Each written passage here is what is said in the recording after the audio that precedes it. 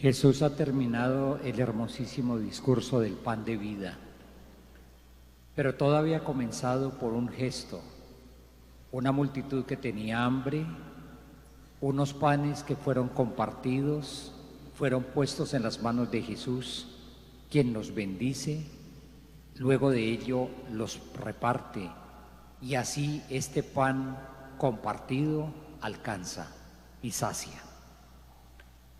Pero simultáneamente Jesús, después de hacer una travesía por el mar, después de calmar la tempestad, otra situación de necesidad, donde Él se hace presente, su presencia y su palabra apaciguan la tempestad. Ahora Jesús, después de ese gesto, arrancó ese hermosísimo discurso, diciendo que no solamente existe este pan físico que lo necesitamos todos, porque en el mundo ha existido el hambre. Y la posibilidad efectivamente de superarla es que nadie acumule, que nadie se vuelva un poseedor obsesivo que guarda todo para él y que lo que tenga sea capaz de compartirlo, porque pertenece también a muchos. Jesús simultáneamente va anunciando que los seres humanos nos nutrimos no solamente del pan físico, del pan de cada día que llega ojalá a nuestras mesas, sino que hay otra vida que se necesita alimentar, vida que no perece con la muerte, y es una vida que solamente es capaz de vencer la muerte porque es la vida misma del Señor que se nos comunica. Y se nos comunica también a través de otro alimento. Como esta vida física la nutrimos alimentándonos bien, la vida del Señor que nos comunica su misma vida hay que nutrirla. Y se nutre a través de un alimento que Jesús ofrece, Él mismo. Jesús se presenta no solamente como la encarnación de la sabiduría de Dios, sino también como la verdadera comida y la verdadera bebida. Y eso no es opcional para tener esta vida que no perece, que es la vida misma del Señor. Hay que comerlo a Él y solo a Él. Es necesario comerlo y por lo tanto permitir que suceda lo que sucede cuando nosotros comemos. El alimento se asimila totalmente a nuestro organismo, de tal manera que nos da fuerza y nos hace vivir. Jesús tiene que ser totalmente asimilado en nosotros. La semana pasada decía, con una bellísima interpretación en los primeros siglos de algunos de los llamados padres de la Iglesia al comienzo de los siglos, el efecto es contrario. No solamente ese alimento se asimila a nosotros como pasa con lo que comemos diariamente que sea saludable, sino que somos nosotros los que al comer a Cristo terminamos asimilados con Él y por lo tanto viviendo como Él, pensando como Él, sirviendo como Él, amando como Él. El gran anuncio de Jesús, pero no queda todo en un anuncio, sino que se necesita tomar una decisión. El texto dice que algunos no creyeron. Segundo, que sabía quién lo iba a traicionar.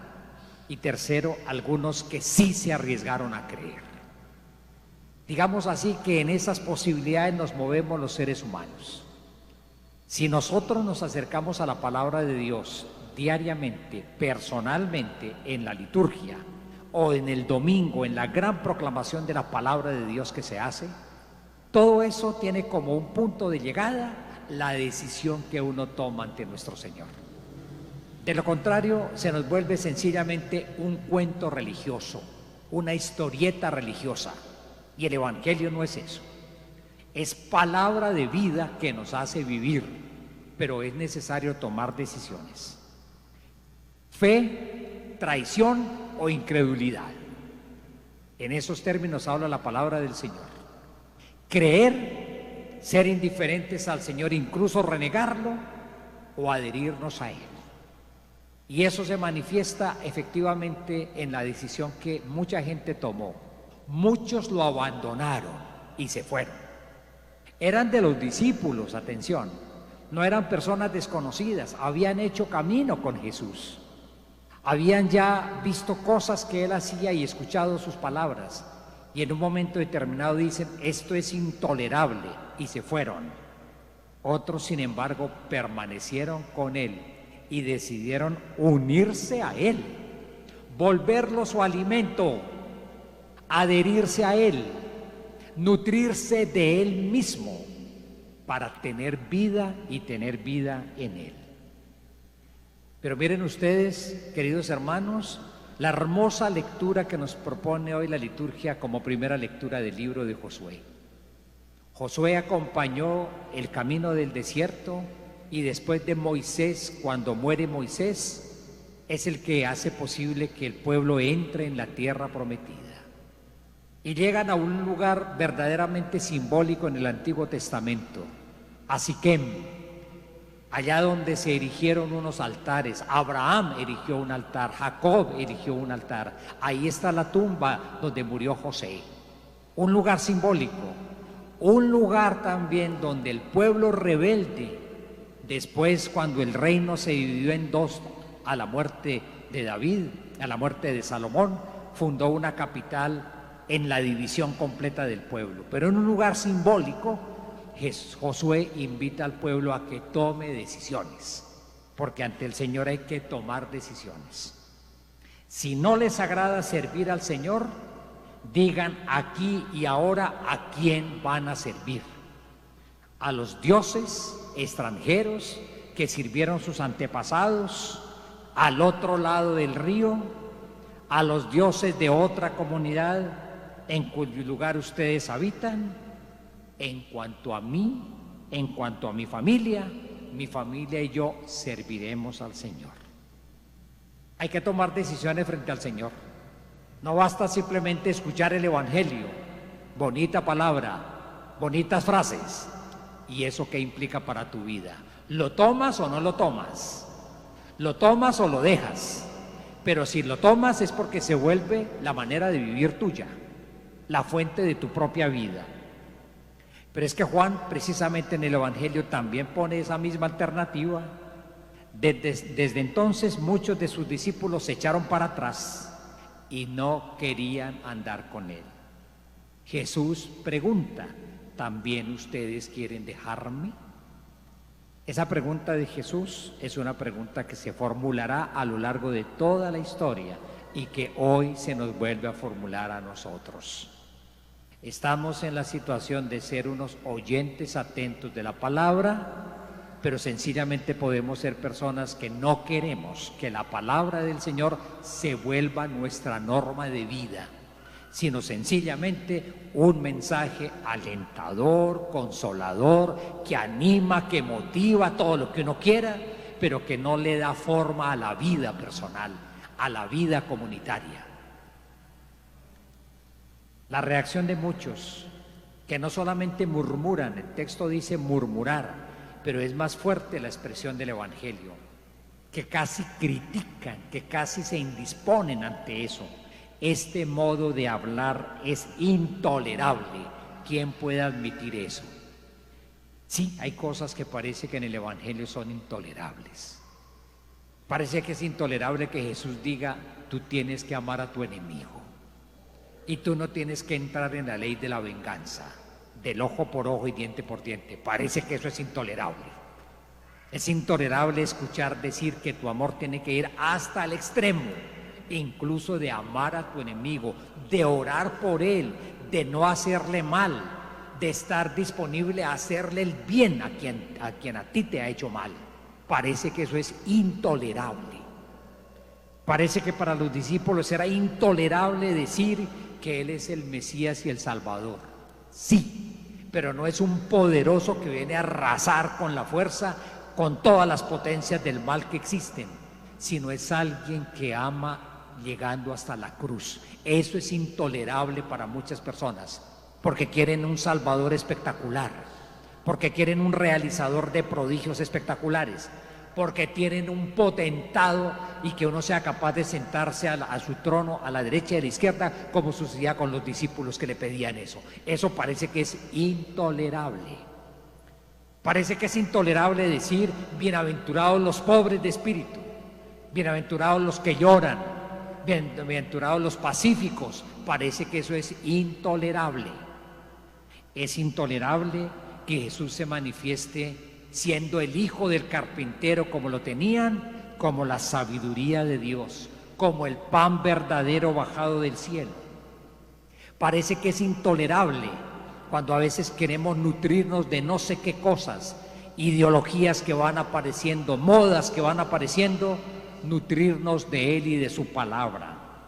Parece que es intolerable decir, si quieren seguirme, tomen su cruz y síganme. Es decir, asuman mi estilo de vida, que es vida entregada, vida en servicio. Parece que eso es intolerable. Por eso muchos se fueron. Pero a mí me parece interesante cómo Jesús, ante esa situación que viven los discípulos, quiere ayudarles a creer, quiere ayudarles a comprender que si bien es cierto, vivir el Evangelio puede ser exigente, sin embargo es posible, pero no es posible simplemente porque se trate de una voluntad personal, empecinados en hacerlo, sino porque Él mismo hace posible esto. Para superar eso que es intolerable, Jesús les va regalando a los discípulos y a nosotros una cantidad de anuncios. Anuncios que interpelan, claro que sí, pero que simultáneamente dan confianza para decir qué hermosa aventura esta de la fe y qué hermoso poder adherir nuestra vida a la de Jesús y construir nuestra existencia personal, la existencia en pareja, como va a hablar la segunda lectura de hoy. La existencia comunitaria desde Jesús, cuyo lenguaje es desafiante, pero es desafiante porque nos quiere poner a vivir en un nivel supremamente alto, según la vocación que hemos recibido. Eso les escandaliza, y si ven ustedes al Hijo del Hombre subir a donde Él estaba antes, Jesús manifiesta, Él ha bajado del cielo, Él pertenece al Señor, es el Hijo del Dios viviente que se volvió Hijo del Hombre. Es decir, que asumió nuestra condición humana, le pertenece totalmente al Señor y sin embargo nos ha traído en su encarnación la plenitud del amor del Señor. De tal manera que esta existencia nuestra, hermosa y frágil, está toda ella penetrada por la presencia y el amor del Señor. Y eso es una invitación para que no dudemos, para que creamos en Él y para que adhiramos nuestra vida a la suya. Pertenece totalmente a Dios, por eso volverá a Él. Sí, pero pertenece a nuestra humanidad y nuestra humanidad le pertenece. De ahí entonces que ninguna situación de nuestra vida humana está sustraída al influjo transformador de su amor. Escuchen eso y acéptenlo, y eso hará que el Evangelio les sea menos intolerable. Pero más aún, otro anuncio que hace Jesús: el Espíritu es quien da vida, la carne no aprovecha. Es la fuerza del Espíritu Creador de Dios, el Espíritu Santo, por cuyo poder Jesús realiza todo lo que Él realiza. Es esa fuerza extraordinaria que hace que Él mismo se convierta en pan de vida. Es el Espíritu que Él mismo ha traído al mundo y es el Espíritu el que nosotros podemos acoger para no ser solamente seres carnales, es decir, que vivimos solamente con criterios del puro mundo, sino que simultáneamente el Espíritu está actuando en nosotros. Todos los demás alimentos son provisionales, así como sucedió, lo leímos hace como 15 días, con el maná en el desierto. Los acompañó, sí, en la travesía por el desierto, pero también iban muriendo. Mientras que es el Espíritu el que hace posible que nosotros recibamos un pan de vida eterna, un pan que no perece y que impide que nosotros perezcamos. Es la fuerza del Espíritu en Jesús y en nosotros la que hace posible eso. Es la fuerza del Espíritu lo que hace posible nuestra fe. Querida comunidad, es la fuerza del Espíritu, que es el amor de Dios, el que hace posible que perseveremos en la fe, así tengamos que vivir dificultades y problemas. De lo contrario, se vuelve simplemente un deseo puramente personal, que de la misma manera como llega se puede desvanecerse. Es el Espíritu del Señor el que hace posible esto. Pero más aún, Jesús da otro anuncio, precisamente para ayudarles a aquellos que sienten que eso es difícil de aceptar. el poder de sus palabras, que son espíritu y vida. Sus palabras no son cualquier tipo de palabras, son palabras penetradas por la fuerza creadora del Espíritu de Dios, y por eso son palabras que dan vida. Son palabras que invitan a creer, son palabras que invitan a confiar. Y ese don de la fe que brota de la escucha y de la acogida de la palabra es un regalo del Señor. Por eso lo dirá de esa manera: les he dicho esto porque nadie puede venir a mí si mi Padre no se lo concede. Qué hermoso don el que hemos recibido, el de la fe. Pero no es simplemente una idea que yo me hago sobre lo que es Dios, sobre lo que es la vida religiosa. Es la maravillosa manifestación de la palabra del Señor, que con corazón confiado suscita en nosotros un acto de confianza y de adhesión a su palabra. Y Jesús les habla de eso a aquellos que tienen vacilaciones, aquellos para los cuales esto les resulta espantoso, dificilísimo, y sin embargo es el Espíritu el que lo hace posible. Es el amor del Señor que ha tomado forma humana en él. Es el poder de unas palabras capaces de transformar. Permítanme una sencilla anotación. Miren, no hay Eucaristía, no hay ninguna celebración de los sacramentos que no esté acompañada de la palabra de Dios. Qué bella invitación para que ustedes y yo seamos capaces de creer en la fuerza transformadora que tienen esas palabras tan sencillas que el Evangelio nos propone.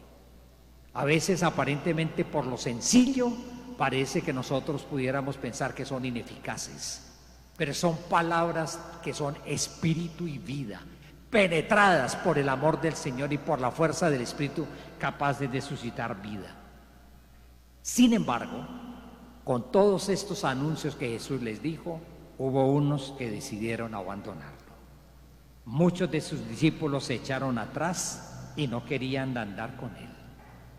La fe y la vida cristiana no es una obligación, no es una imposición, tampoco es una repetición rutinaria de prácticas que uno heredó y que sencillamente las hace a veces de manera mecánica, de manera casi inconsciente, sin descubrir toda la hermosura y todo el sabor que ellas tienen.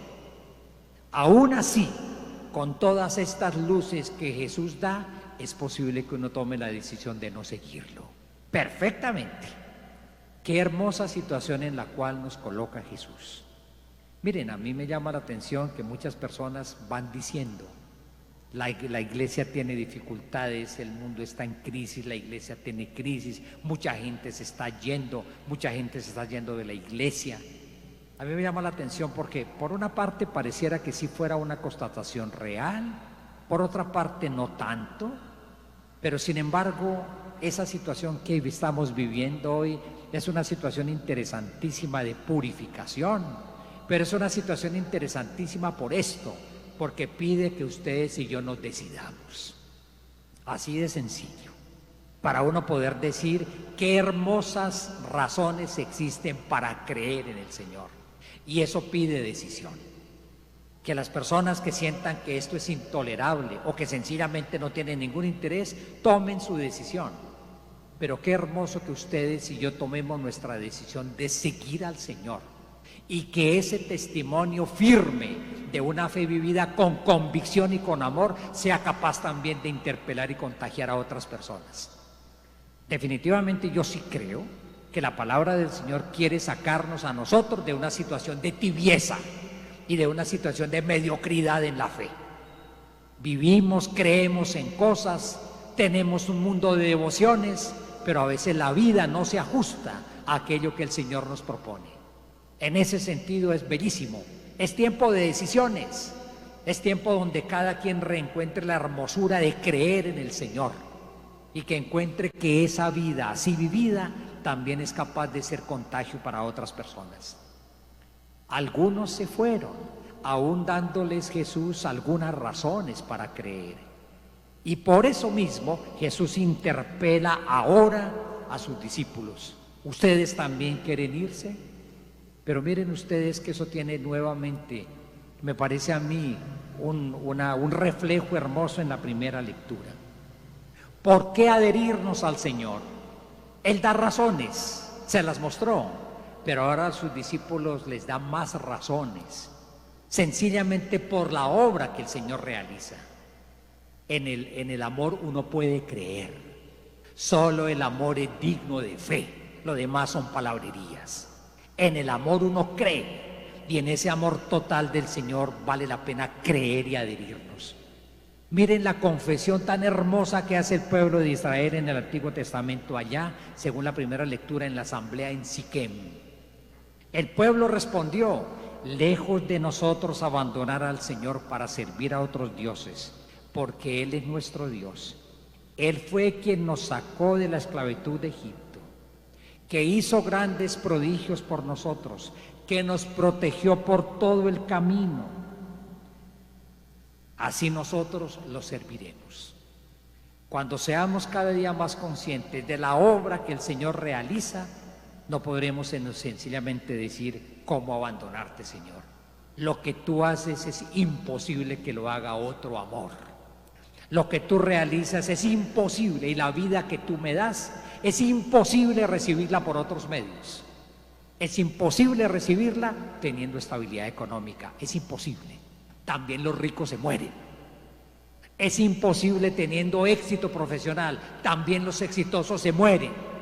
También los exitosos pecan. También los exitosos pueden cometer injusticias, también. Es imposible encontrar fuera de ti lo que tú nos das. Pablo a los Efesios, usando una imagen que era la costumbre de la época: mujeres, sométanse a sus maridos. Lo que pasa es que el verbo someter ahí significa confíen en sus maridos. Pero lo que era una práctica de la época, Pablo la toma, pero la transforma al decir: confíen en sus maridos como la iglesia confía en Cristo. Y lo que era una práctica patriarcal de la época, donde el marido sometía a la mujer, Pablo da fe de eso y la transforma. Maridos, amen a sus esposas como Cristo amó a su iglesia. Y en el amor de Cristo por la iglesia no hay jamás ningún sentimiento de posesión ni de dominio. Una práctica humana, Pablo la transforma y va mostrando lo que Cristo hizo. ¿Por qué creer en Jesús entonces?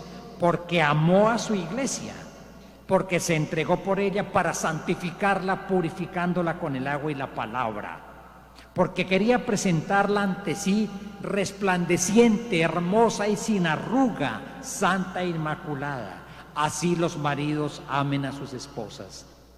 No se había escuchado una manera más hermosa de hablar del amor conyugal que esa, diciendo que el amor conyugal está penetrado por el amor de Dios mismo.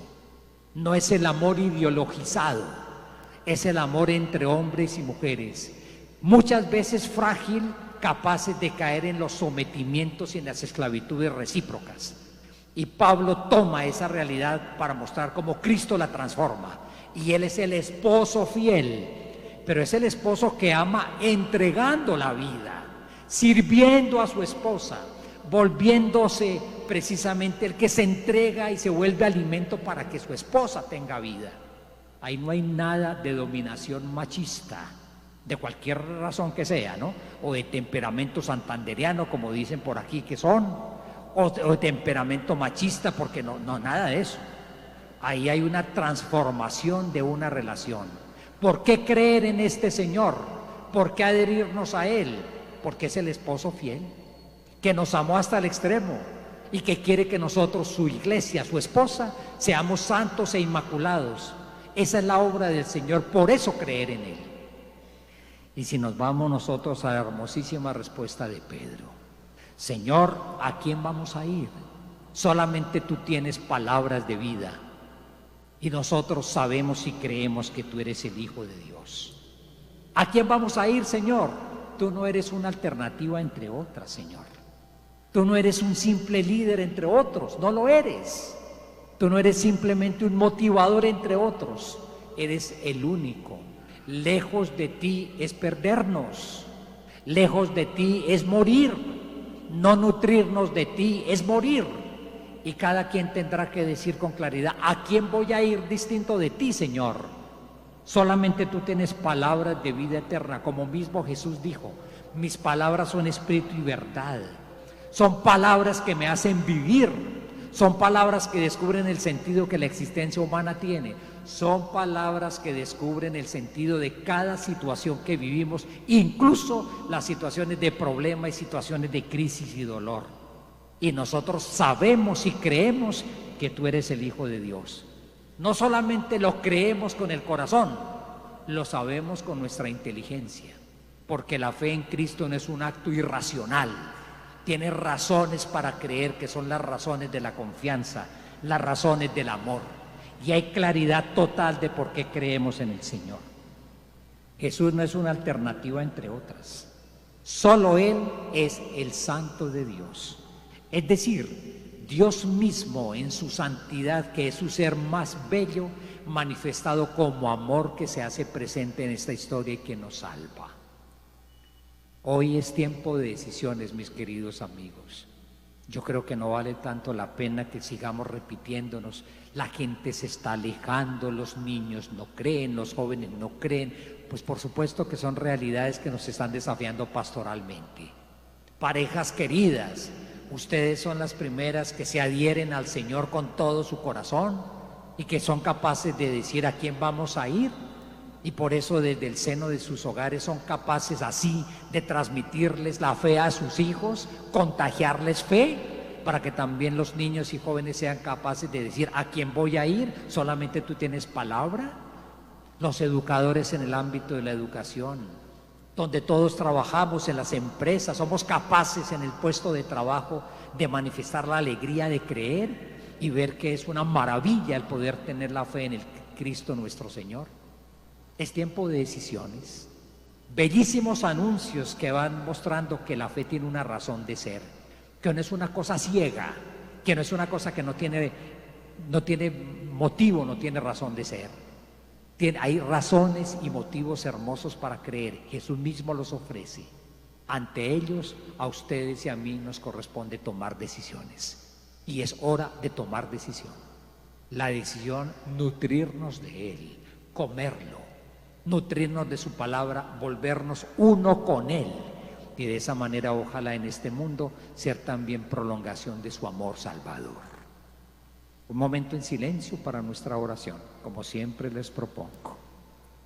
Ha concluido un hermosísimo discurso que nos acompañó durante 5 o 6 domingos.